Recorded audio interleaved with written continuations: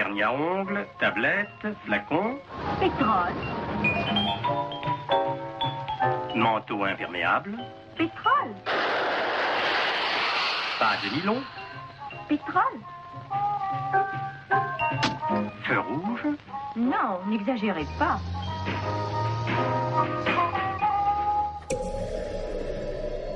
Il a fallu plus de 500 millions d'années à la nature pour créer le pétrole et moins d'un siècle à l'homme pour l'épuiser.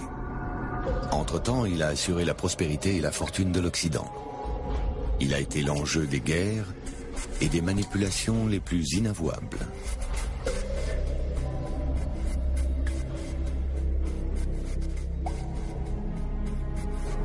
Quel a été son rôle exact et de quel poids ces manipulations ont-elles pesé sur l'histoire du XXe siècle?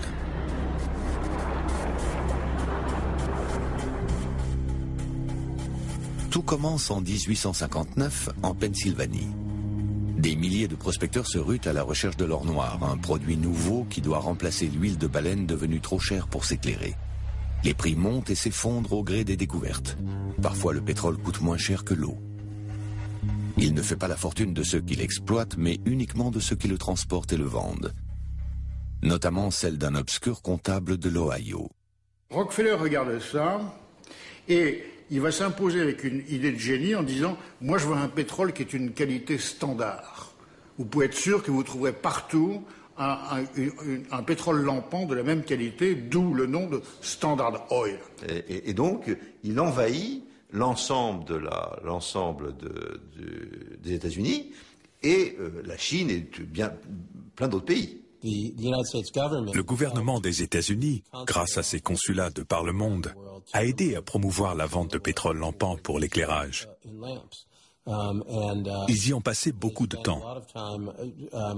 Les consuls locaux organisaient des démonstrations commerciales dans les villes et les campagnes pour vous expliquer comment vous procurer ces lampes et combien elles étaient extraordinaires.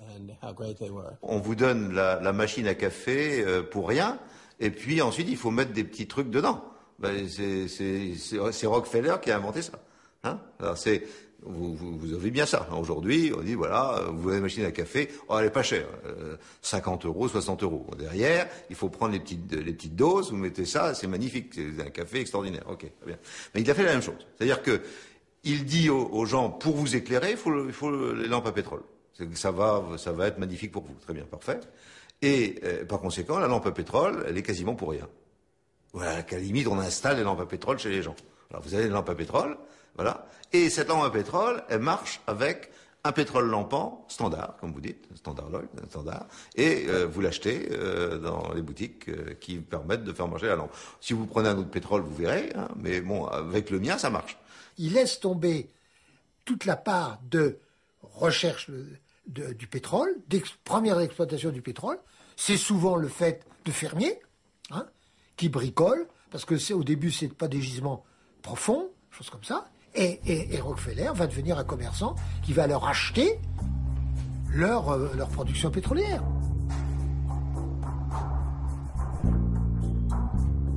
Et là, à partir de là, c'est lui qui va faire les prix du pétrole brut. Sur les champs de pétrole, il va y avoir la petite cabane en bois de la Standard Oil qui achète le pétrole, et tous les matins, le fonctionnaire cravaté de la Standard Oil va arriver sur la cabane en affichant le prix affiché. Aujourd'hui, on achète le baril à 1,5 $, ou 2 $ ou 3 $.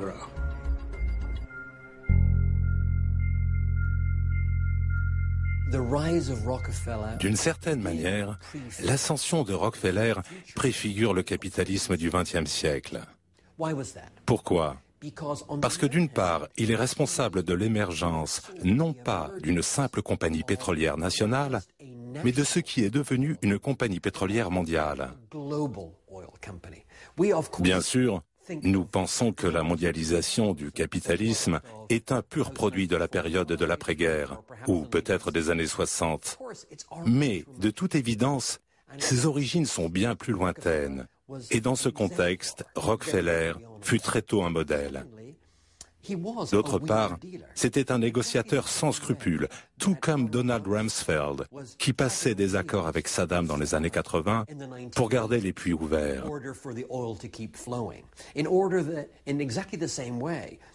L'histoire du pétrole au Moyen-Orient, qui a toujours été une affaire d'entente plus ou moins crapuleuse, est annoncée par Rockefeller, qui, dès le début du XXe siècle, était déjà un maître en la matière. En 1900, la Standard Oil contrôle plus de 90% du volume de pétrole raffiné aux États-Unis. Ses armes, le chantage et la spoliation que dénoncent les caricatures. L'opinion s'en inquiète. L'essor de l'électricité met en danger le marché du pétrole lampant. Mais en 1907, l'empire de Rockefeller est sauvé par celui naissant d'Henry Ford. Les premières voitures de série sortent de ses usines. La Standard Oil se convertit à l'essence. Les premières automobiles sont destinées non pas aux villes, mais à la desserte d'une agriculture avec des gros moyens, hein, qui jusque-là avait des escadrilles de chevaux, puisque les premières machines agricoles, qui existent depuis longtemps aux États-Unis, sont tirées par des cavaleries de 40-50 chevaux. Hein. Bon. Alors, on va voir apparaître les premiers tracteurs à essence, puis les premières automobiles qui sont, vous voyez, les premières Ford qui sont hautes sur pattes, là, pour passer dans des ornières, etc. Donc, à un moment, on a le bon produit. Et le bon produit, pour l'automobile, c'est le pétrole. Ce que je dis simplement, c'est que, alors que pour l'éclairage, il est clair que le pétrole lampant n'est pas le bon produit et que l'électricité est le bon produit, pendant le même temps, le pétrole trouve la capacité de développement exponentiel grâce à l'automobile.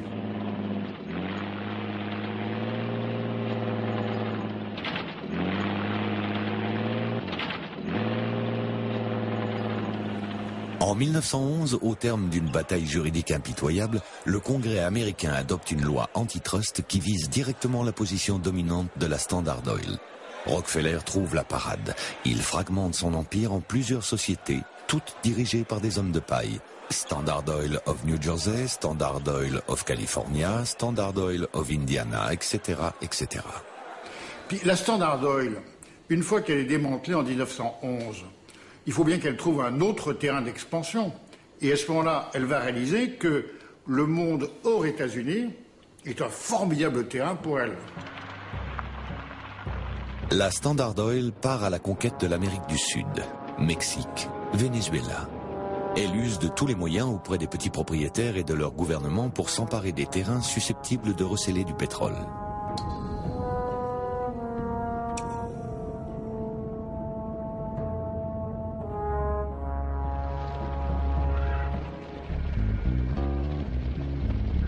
Au début du siècle, l'industrie du pétrole est d'abord une affaire d'aventuriers, manipulée par des prédateurs. La course au pétrole devient rapidement un enjeu mondial. Alors qu'un négociant, Marcus Samuel, spécule sur le pétrole russe de Bakou, un homme d'affaires hollandais, Henry Deterding, s'implante en Indonésie. Tous deux créeront le groupe hollandais, la Royal Dutch Shell, qui va devenir le principal concurrent de Rockefeller.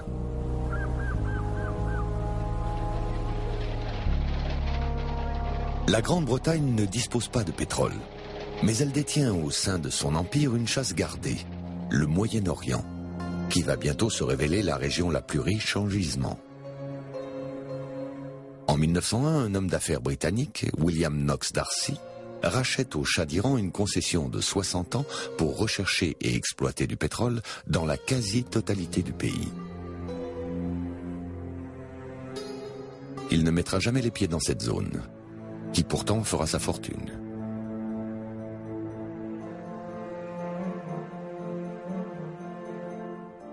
Après plusieurs années de recherches infructueuses, les géologues de Knox D'Arcy finissent par découvrir un gisement prometteur. À l'époque où on a commencé à forer, on avait un puits correct sur 35 forages, à peu près, hein, 1 sur 35, c'est quand même pas beaucoup. On est arrivé, je dirais, à la fin du XXe siècle à 1 sur 7, 1 sur 7, et puis aujourd'hui, on continue à faire des recherches de tout horizon, etc. On arrive à améliorer cette situation à 1 sur 3, 1 sur 4. Mais c'est tout ou rien. C'est-à-dire que si jamais vous avez dépensé 50, 100, 150, 200, 300 millions de dollars et qu'à la fin, vous trouvez de l'eau ou vous trouvez, c'est ce qui est le plus fréquent, vous n'avez pas de pétrole, vous refermez et vous partez ailleurs. Vous avez perdu votre argent. Sur les mers, la Grande-Bretagne, première puissance mondiale, voit son leadership contesté par les Allemands et les Américains. En 1911, Winston Churchill prend une décision radicale, équiper la marine anglaise de chaudières à mazout.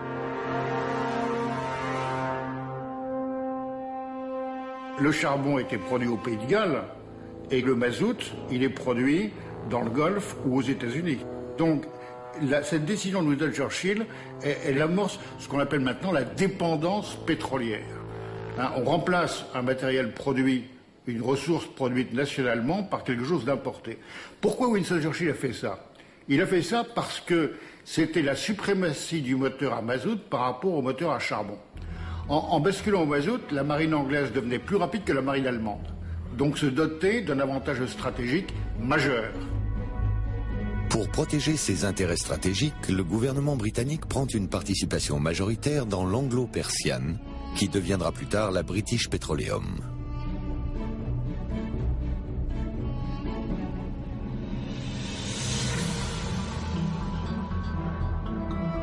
Pour acheminer son pétrole vers la Grande-Bretagne, l'Anglo-Persian se lance dans des travaux pharaoniques.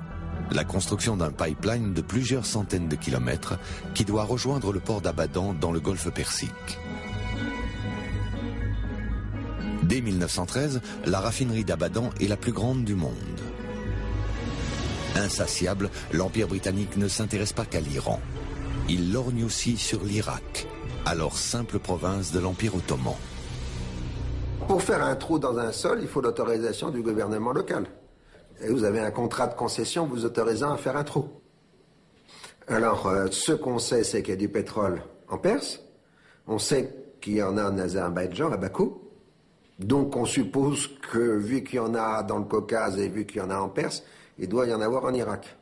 Mais c'est des points d'interrogation.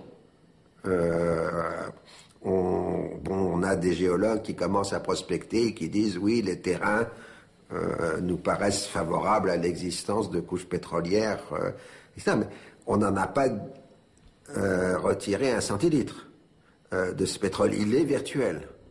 Mais ce qu'il faut, c'est que pour passer du virtuel au réel, il faut des concessions. En Irak, les Britanniques se trouvent confrontés à de nombreux concurrents à l'appétit féroce. Les compagnies américaines, attirées par un pétrole beaucoup plus facile et moins cher à exploiter, veulent s'y implanter. Le Kaiser, qui n'a pas de ressources, tient absolument à rafler la mise. Il vient d'obtenir l'autorisation de construire un chemin de fer reliant Berlin à Bagdad et le droit d'exploiter toutes les ressources pétrolières qui se trouveraient le long de la voie ferrée. La Royal Dutch Shell de Deterding, écartée de Russie par la révolution de 1905, emploie tous les moyens pour conserver le contrôle de cette zone. L'Angleterre, qui la soutient, ne veut surtout pas que sa position dominante au Moyen-Orient soit menacée par les États-Unis, premier producteur mondial. C'est alors qu'intervient Calouste Gulbenkian, un géologue arménien, mandaté par les Britanniques et proche des autorités ottomanes. Négociateur sans scrupules, il aboutit à l'éviction des compagnies américaines et en 1912 à la constitution d'un consortium, la Turkish Petroleum. Pour renforcer sa position dans cette zone, la Grande-Bretagne attribue 50% à l'Anglo-Persian et redistribue les 50% restants entre la Shell et la Deutsche Bank, représentant le gouvernement allemand. En contrepartie de ces services, Gulbenkian recevra 5% des bénéfices, ce qui en fera bientôt l'un des hommes les plus riches du monde. L'entrée en guerre de l'Empire ottoman aux côtés de l'Allemagne gèle l'exploitation du pétrole irakien.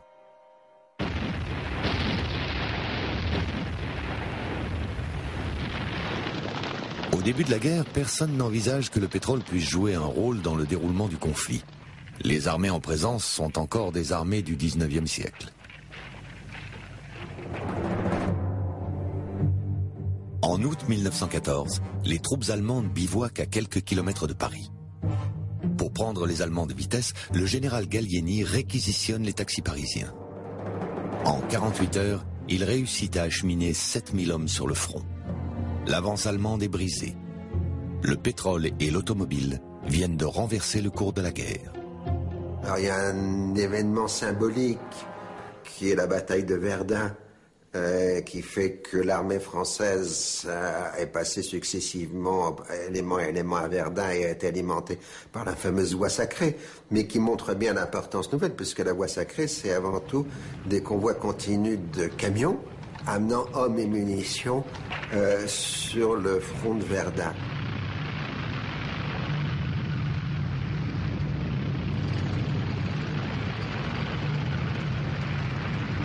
Le conflit vient de changer de nature. Mais pour faire marcher tous ces engins, il faut beaucoup de pétrole. Ça tombe bien, Rockefeller en a à revendre à tous les belligérants. En France comme en Allemagne, les usines d'armement tournent à plein régime grâce au pétrole américain.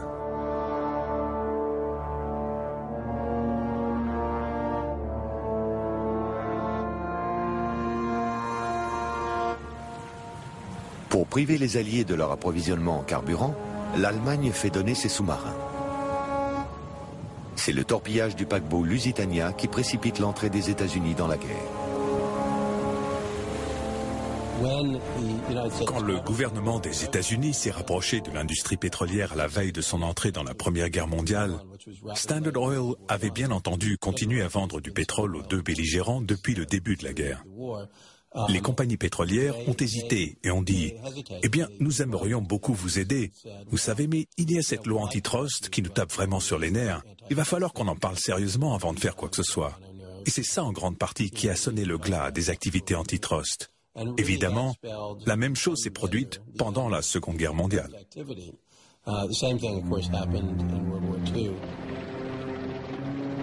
Dès 1916, au terme de l'accord secret Sykes-Picot, la Grande-Bretagne et la France ont décidé de se partager les ressources de l'Empire ottoman en cas de défaite de l'Allemagne. Rockefeller, furieux d'apprendre qu'il est écarté de ce partage du Moyen-Orient, fait pression sur les Alliés. Il menace d'interrompre ses livraisons de carburant. En 1917, inquiet à l'idée que la Standard Oil ne mette ses menaces à exécution, le président du Conseil, Georges Clemenceau, lance un appel pathétique au président Wilson. Il faut que la France combattante, à l'heure du choc suprême, possède l'essence, aussi nécessaire que le sang, dans les batailles de demain.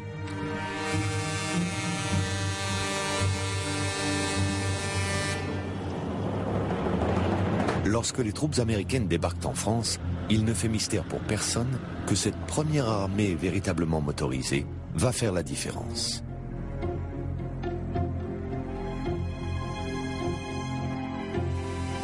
Sans état d'âme, Rockefeller continue de vendre son pétrole aux deux camps.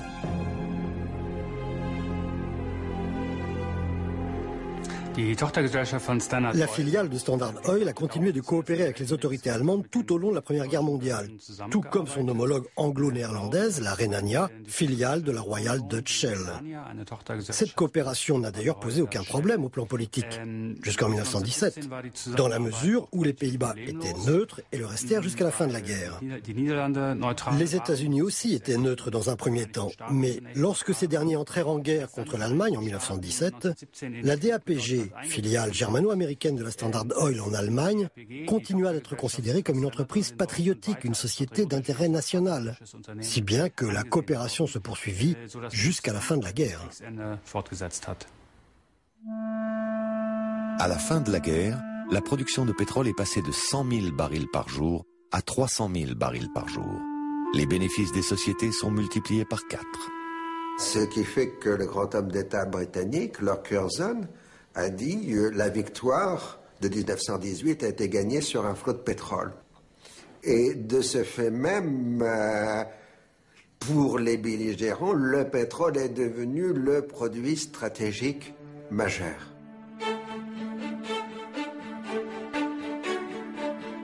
En 1918, au terme de l'accord secret Sykes-Picot, l'Angleterre récupère la Mésopotamie, l'Irak d'aujourd'hui, et le sud de la Syrie.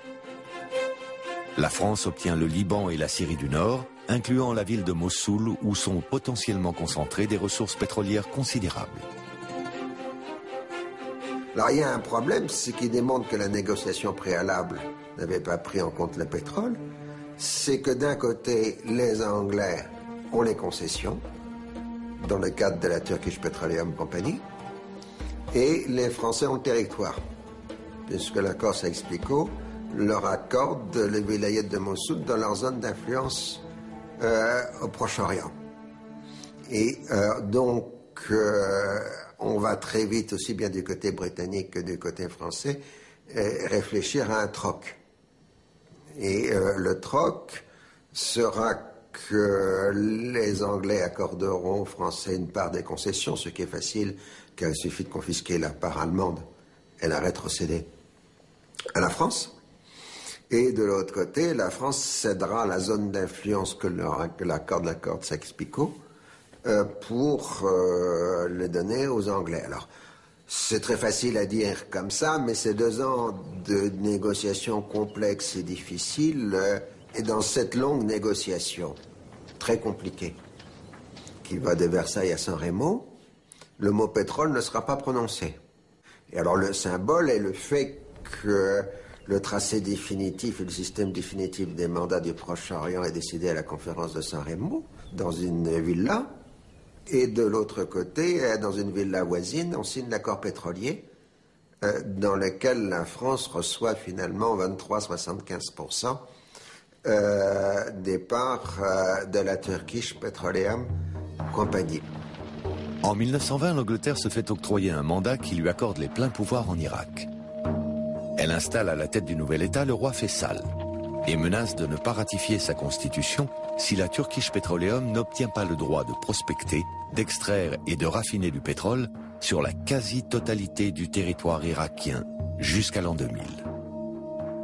L'accord sera signé en 1925. En fait, ces pays ont été créés, la plupart d'entre eux, les pays du Golfe, l'Irak, etc., le Koweït, ont été créés pour, en quelque sorte, servir un peu d'enveloppe juridique, un peu de structure, donc soi-disant indépendante, pour justifier l'octroi de concessions à des sociétés étrangères.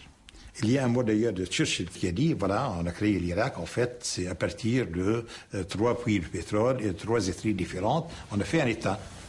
Et la même chose peut être dite au sujet d'autres pays dans la région qui ont été créés. Et puis alors, les soi-disant accords pétroliers étaient écrits à Londres ou bien à Washington. Et puis,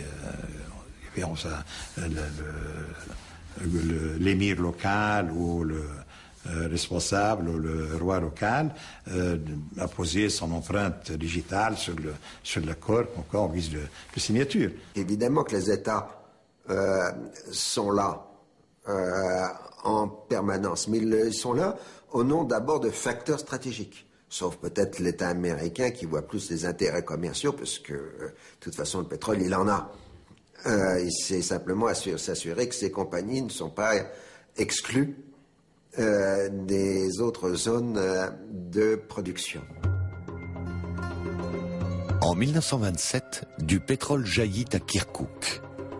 L'Irak n'a pas d'accès à la mer. Pour acheminer ce pétrole en Méditerranée, Français et Anglais doivent construire un pipeline à travers la Syrie et la Palestine. Rockefeller, qui voit ses ressources décroître aux États-Unis, fait intervenir son gouvernement. Il négocie en sous-main avec Calouste Gulbenkian. Les affaires sont les affaires. Après avoir écarté une première fois les Américains de l'Empire ottoman, Monsieur 5% réussit à convaincre les Anglais et les Français de laisser les compagnies américaines s'implanter en Irak. Chaque partenaire reçoit 23,75% de l'Irak Petroleum. Monsieur 5% reçoit 5% supplémentaires en pétrole qu'il revendra à la toute jeune Compagnie française des pétroles. Tout le monde y retrouve son compte. L'Angleterre conserve une part majoritaire en Irak à travers la future British Petroleum et la Shell. La France accède au rang de puissance pétrolière. L'Amérique s'implante au Moyen-Orient. Elle ne le quittera plus. L'Irak est alors devenu le théâtre d'une lutte acharnée pour le pétrole. Évidemment, l'Irak se retrouve complètement colonisé. Et surtout, l'Iraq Petroleum Company, comme on l'appelait à l'époque, se voit octroyer une gigantesque concession de 105 km², 10 500 hectares, dans laquelle elle peut faire absolument tout ce qu'elle veut. Tout cela pour dire que, très franchement, l'histoire du pétrole s'est déroulée dans une véritable zone de non-droit. Et à mon sens, c'est encore le cas aujourd'hui. En 1928, pour parachever cet accord, Gulbenkian rassemble à Ostende ses partenaires. Il trace sur une carte une ligne rouge qui reprend les frontières de l'ancien empire ottoman. Chaque partenaire s'engage à ne pas faire de prospection individuelle et à se partager les bénéfices en cas de nouvelles découvertes. Les compagnies pétrolières viennent de se partager le Moyen-Orient dans une chambre d'hôtel belge.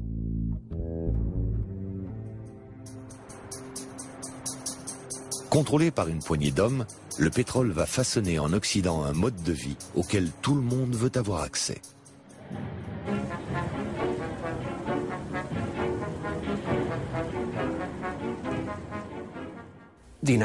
Aux États-Unis, s'est développée ce que nous appelons une culture de l'automobilité. Mais maintenant, il ne s'agit plus seulement d'un phénomène d'automobilité tel qu'il apparaît dans les villes immensément étendues, comme ici à Los Angeles, mais bien d'un droit citoyen.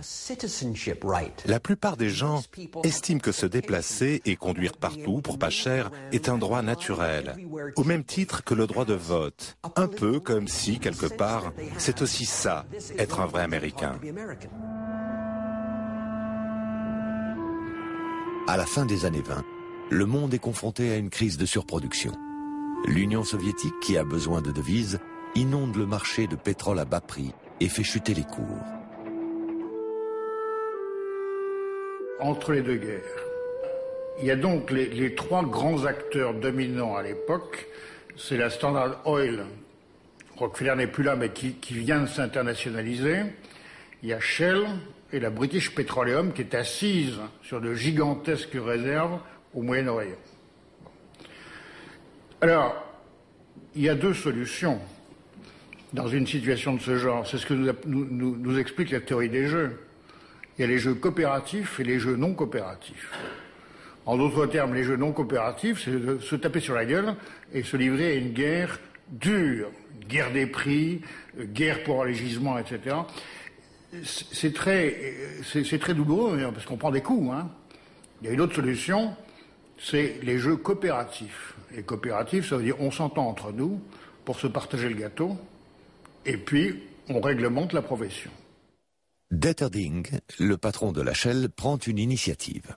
Il invite ses principaux concurrents à une partie de chasse dans son château d'Acknacarry, en Écosse. On voit les limousines noires qui arrivent, avec les fusils de chasse. Je ne sais pas quel a été le tableau de chasse, mais on a beaucoup parlé pétrole, et c'est un accord qui résulte de cette réunion, qui est un accord qui va être tenu secret pendant une trentaine d'années, qui est l'accord d'Acknacarry, qu'on appelle aussi le as-is principle. As-is principle, on gèle les parts de marché. Bon, on a chacun nos marchés. Alors, évidemment, le as-is principle, il est signé entre trois compagnies, mais il est clair que la Standard Oil représente les intérêts américains, c'est-à-dire les petites sœurs qui ne sont pas là, à savoir la Mobil, Texaco, Standard of California et la Gulf Oil. Et donc, cet accord d'Acknacarry, c'est l'organisation du marché international du pétrole hors États-Unis, puisqu'aux États-Unis, il y a le dispositif antitrust, le Sherman Act, etc., et qu'on rigole pas trop avec les ententes. En revanche, dans le reste du monde, ils se partagent le gâteau et ils vont organiser l'industrie ça va tenir jusque vers les années milieu des années 60. Cet accord aboutit à la création d'un cartel. Paraphé en secret et en toute illégalité, il donne à ces nouvelles compagnies multinationales un pouvoir exorbitant, échappant à tout contrôle démocratique.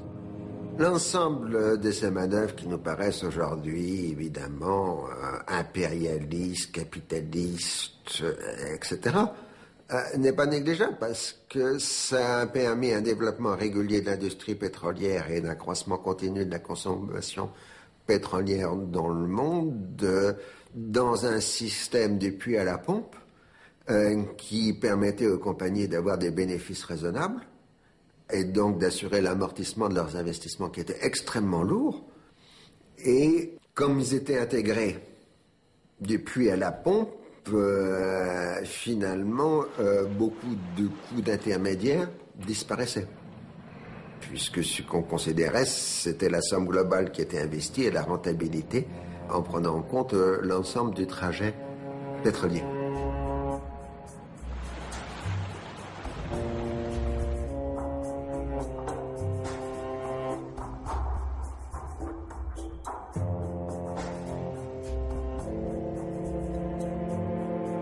Je pense que dans la première partie de l'histoire du pétrole, les financiers classiques, les banquiers, sont tellement frileux que les positions de monopole se prennent. C'est le double phénomène. Parce que si jamais les financiers banquiers permettaient à des petites sociétés de se développer à partir de découvertes qu'elles font et leur fassent des prêts sur 10 ans, 15 ans, à ce moment-là, il y aurait une multitude. En fin de compte, il y a toujours concentration dès qu'il y a découverte et concentration, comme je vous l'ai expliqué tout à l'heure. Alors ça conduit au monopole, et à partir du moment où il y a monopole, il y a cartel, un jour ou l'autre. Bon, donc la cartélisation est directement issue de la frilosité des financiers à l'égard des petites compagnies pétrolières qui pourraient se développer. Ça, vous n'y échappez pas. La crise de 29 qui frappe le monde entier n'affecte en rien le comportement des compagnies pétrolières. Le Moyen-Orient continue d'exciter leur convoitise. En 1933, la Standard Oil of California, qui n'a pas signé l'accord de la ligne rouge, prend les Britanniques de vitesse. Elle s'introduit en Arabie Saoudite avec la complicité de Harry St. John Philby, un ancien diplomate anglais devenu hostile à son gouvernement et converti à l'islam.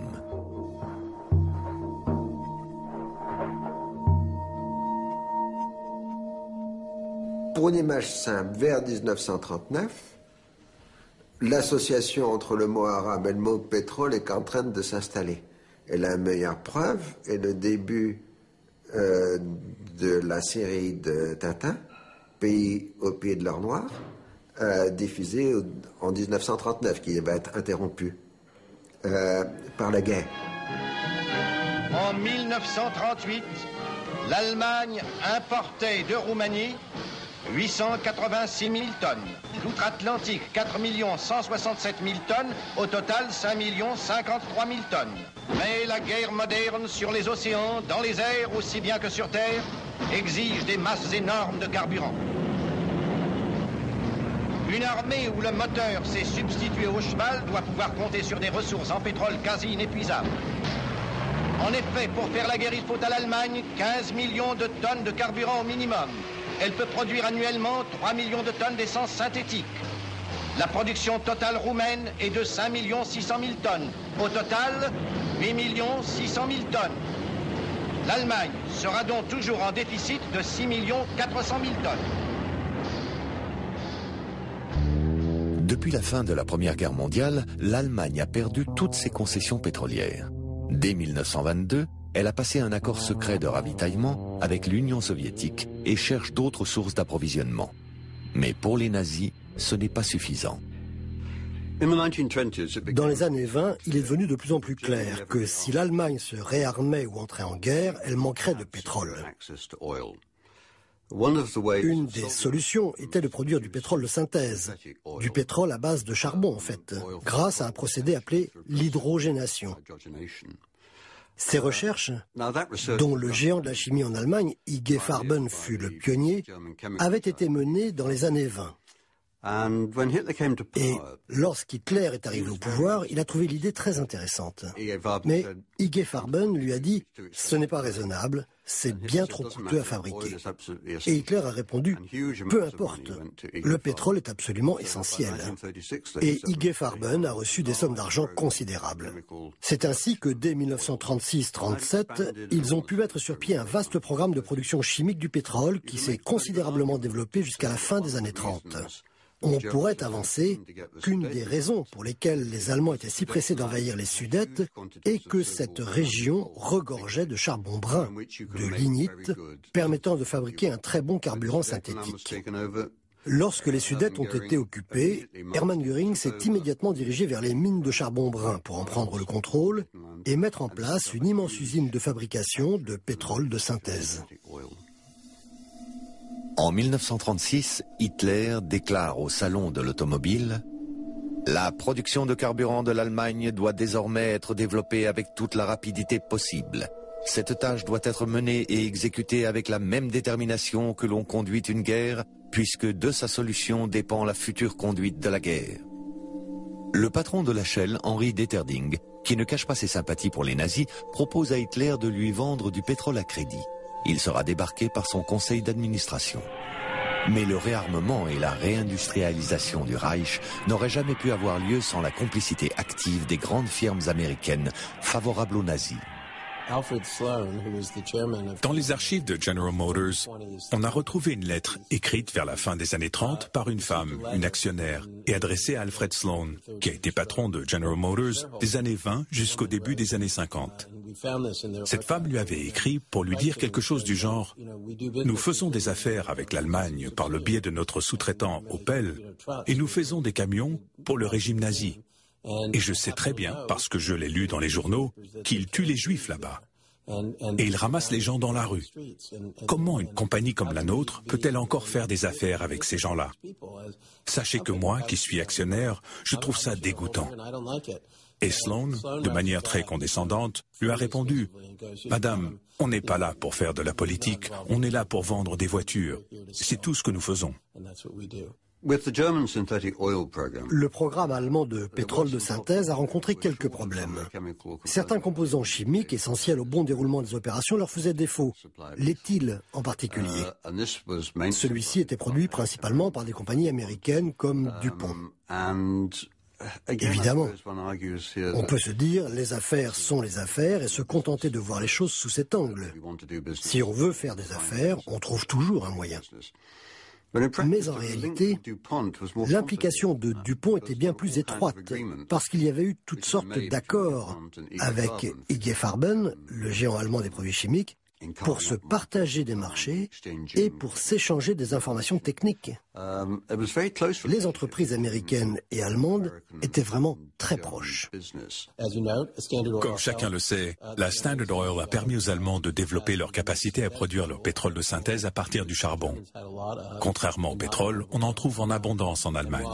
Non seulement la Standard Oil ne s'est pas fait prier pour fournir du pétrole aux Allemands, mais surtout, elle leur a fourni à la veille de l'invasion de la Pologne environ 500 millions de tonnes de plomb tétraéthyle, avant même que leur usine ne fonctionne. De toute évidence, ils savaient très bien que quelque chose allait se passer.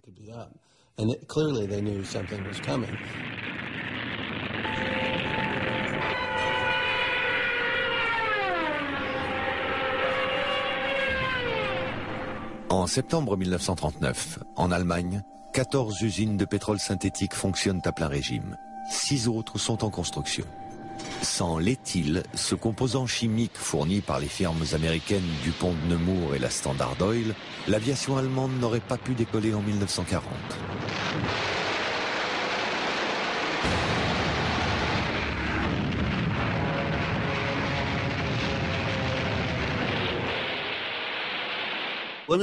Quand on observe la manière dont les Allemands ont fait la guerre à partir de 1939, il est intéressant de remarquer à quel point ils étaient obnubilés par le pétrole. Il fallait trouver de nouveaux gisements de pétrole, stocker le pétrole des autres, c'était devenu une priorité. Quand ils ont envahi les Pays-Bas, la Belgique et la France en 1940, il y avait des unités spéciales dont la seule mission était de repérer le pétrole, d'en prendre rapidement le contrôle, de le garder et de s'assurer que personne ne pouvait le détruire ou l'emporter. C'est ainsi qu'ils ont pu, en France surtout, mettre la main sur d'énormes quantités de pétrole, en grande partie abandonnées par les militaires. Tout ce pétrole est parti pour l'Allemagne. En fait, ces campagnes ont rapporté plus de pétrole aux Allemands qu'ils n'en avaient consommé dans les avions et les tanks pour vaincre ces pays.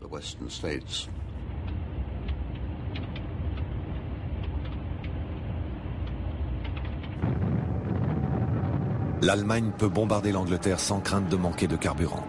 Par contre, la Grande-Bretagne, coupée de ses lignes d'approvisionnement, dépend à nouveau des États-Unis. Elle possède les principaux gisements du monde, mais ne peut plus y accéder. Elle frôle la catastrophe. Les sous-marins allemands ont la maîtrise des mers et infligent d'énormes pertes aux convois de pétrole à destination de l'Angleterre. Le 22 juin 1941, Hitler rompt le pacte qu'il a passé avec Staline en 1939. Alors que les derniers convois de pétrole soviétiques sont encore en route pour l'Allemagne, il lance ses armées à l'assaut de l'Union soviétique pour s'emparer du pétrole du Caucase.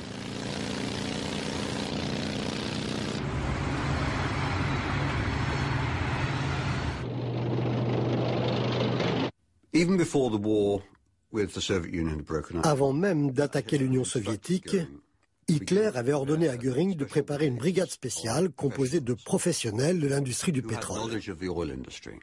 Leur mission était d'accompagner l'armée jusque dans les régions du Caucase pour remettre en marche les raffineries et produire du pétrole. Il faut savoir que ces régions de Grozny, Bakou et autres produisaient 4 fois plus de pétrole que n'en possédait l'Allemagne en 1941. Donc, l'Allemagne aurait disposé de tout le pétrole dont elle pouvait rêver et aurait été totalement autonome. Le pétrole est aussi au cœur de la guerre du Pacifique. Le 7 décembre 1941, pour riposter à l'embargo américain sur ses livraisons de pétrole, le Japon lance son aviation sur Pearl Harbor avec 2 objectifs. Neutraliser la marine américaine et s'emparer du pétrole indonésien. Les Anglais sabordent leurs installations pétrolières en Indonésie. Les États-Unis entrent en guerre.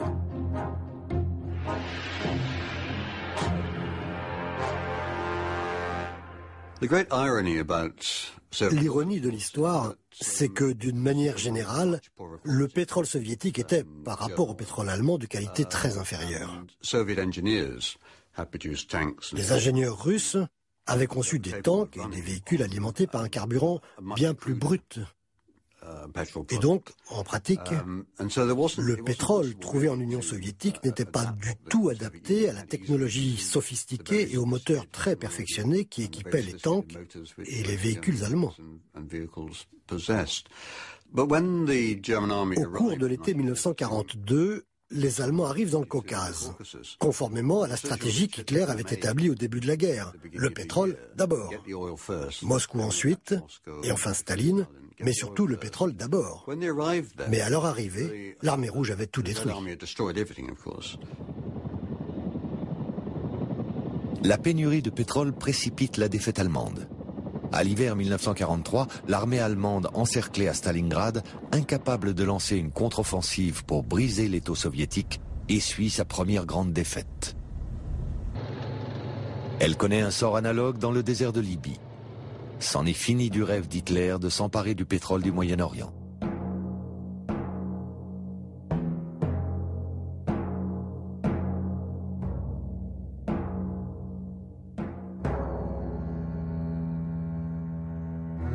Les armées anglaises et soviétiques occupent l'Iran par où transitent les armes et le pétrole à destination du front russe. Elles s'engagent formellement à quitter le pays une fois la guerre terminée.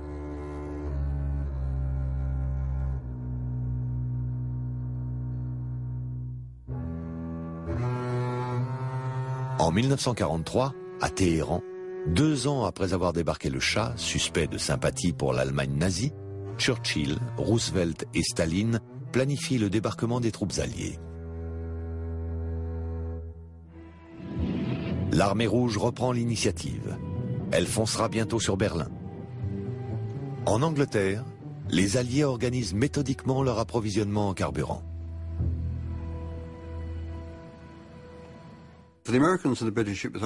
Aux yeux des Américains et des Anglais, un bon approvisionnement en pétrole était absolument vital pour mener à bien l'invasion de la France en 1944.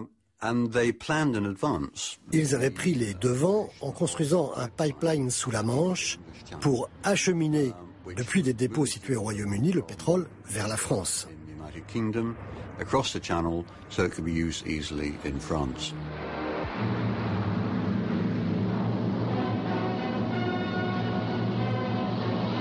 Operation Pluto, P-L-U-T-O, standing for Pipeline Under the Ocean, from the Mersey to the Rhine.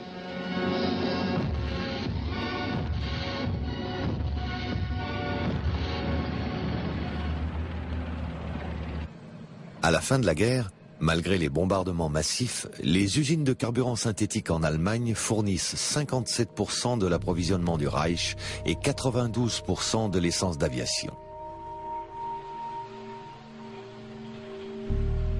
C'est Albert Speer, ministre de l'Armement, ici en tournée d'inspection, qui fournit à IG Farben une main-d'œuvre d'esclaves venus des camps de concentration.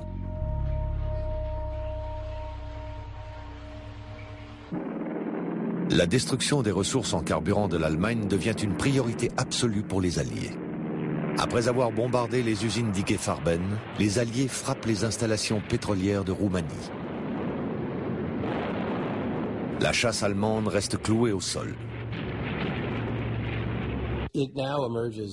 On sait maintenant que des employés de General Motors en Allemagne ont rapatrié de l'argent en 1943, donc bien après que les États-Unis aient pris part activement à la Seconde Guerre mondiale. General Motors continue de fabriquer pour l'armée nazie des camions qui fonctionnent avec le gasoil sans plomb, produits dans des usines construites par General Motors, DuPont et Standard Oil. Et pour cela, aucun d'entre eux n'a jamais été condamné. Dès 1942, le futur président Truman prend l'initiative d'une commission d'enquête. Il soupçonne les pétroliers de trahison. En 1945, il les accusera ouvertement. Mais la morale est vite balayée par la réalité. Les Américains se rendent compte de deux choses au milieu de la Seconde Guerre mondiale. C'est que, alors là, la réserve pétrolière de l'Arabie Saoudite sont colossales et que non seulement elles sont colossales, mais que les réserves américaines, elles, risquent de diminuer progressivement à cause de leur surutilisation. En février 1945, le président Roosevelt, de retour de Yalta, fait escale dans le canal de Suez pour rencontrer le roi d'Arabie Saoudite, Ibn Saoud. Ce jour-là, les deux pays jettent la base d'une entente qui dure encore aujourd'hui.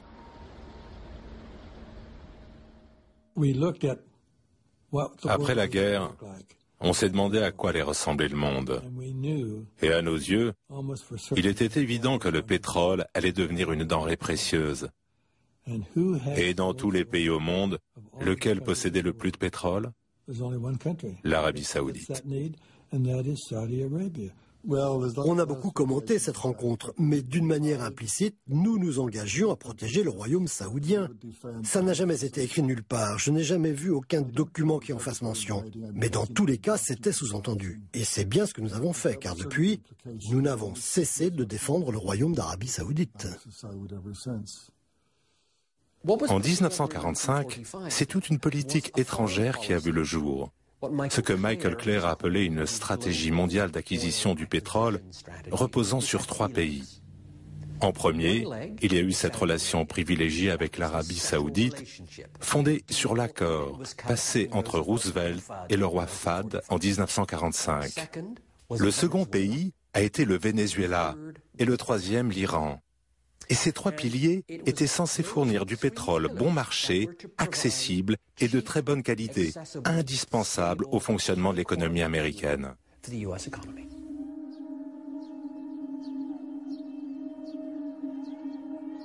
Alors que les ruines de Berlin sont encore fumantes et que les Alliés célèbrent leur victoire, le pétrole est à l'origine du premier incident de la future guerre froide. Au mépris de leurs engagements, les Soviétiques tentent de s'emparer du pétrole situé au nord de l'Iran en créant de toutes pièces une république fantoche, l'Azerbaïdjan.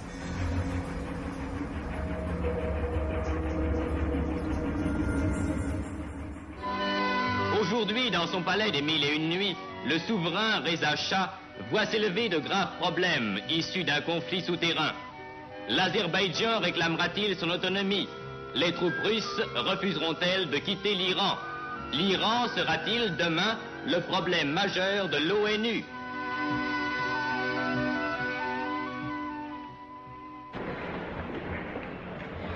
Pour la première fois de son histoire, le tout nouveau Conseil de sécurité est saisi. À cette occasion, la délégation soviétique quitte la séance.